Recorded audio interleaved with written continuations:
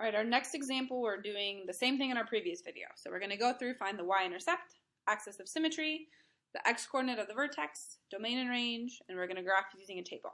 So this time I'm going to do it in a little bit different order. So I'm going to start with the vertex. So again, our vertex, when we are finding it, our h value is the opposite of b over 2 times a. Okay, so again, when it is in standard form, a is the first number with x squared, b is with x, and c is the constant. So I'm just substituting in. So we have the opposite of our middle term, so positive 12 over 2 times 3. So this will give us 12 divided by 6, which is 2. And then to find the k value of our vertex, we're taking 2 and we're going to substitute it into all the x's and then simplify. So we would have 3 times 2 squared minus 12 times 2 plus 10. So remember, make sure we're following order of operations. So 2 squared is 4, and then we take it times 3. Negative 12 times 2 is negative 24. So again, continuing to simplify. So this would bring us 12 minus 24 plus 10. So 12 minus 24 is going to be negative 12. And then if we add 10 to that, that will bring us to a negative 2. So right now, our vertex is 2, negative 2.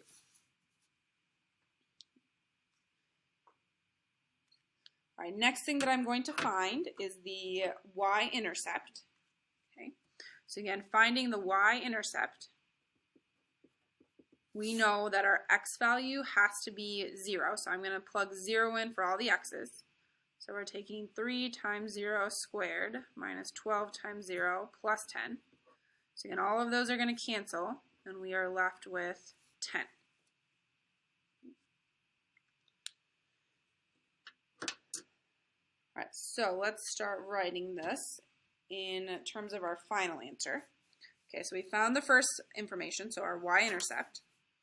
Okay, so y-intercept is 10, so it'd be 0, 10 if we write it as a coordinate. The axis of symmetry is always x equals h, so we have x equals 2. The x-coordinate of our vertex is 2, negative 2, so I'm just going to rewrite it the vertex. So 2, negative 2. And then now we have domain and range. So again, domain is going to be all real numbers, no matter what. And then our range depends on a. So looking at a is positive. So that means that our graph is going to start at our k value, so negative 2. So really when we're thinking about our range, so our graph is going to open up like this.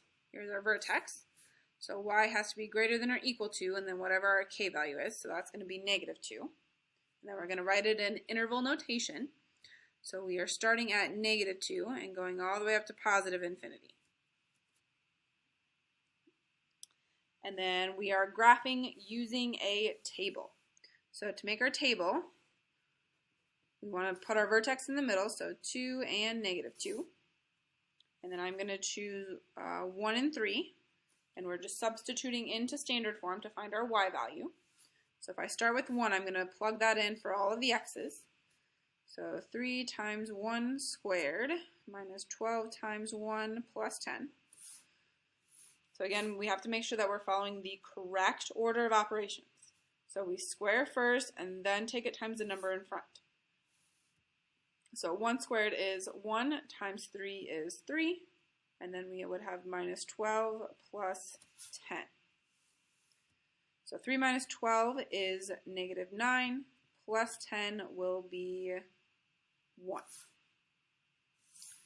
And then because our graph is symmetrical, I will also have a y value of 1 for the 3 spot, or the x value of 3.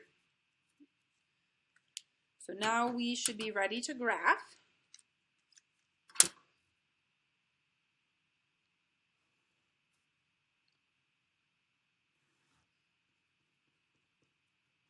So when we graph, because our a value is bigger than 1, we would expect it to be a little bit skinnier than normal because our graph is stretching. So we are going right 1, up 1, right 2, down 2, and then right 3, up 1.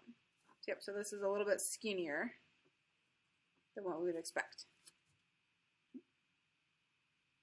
And that will answer question 2.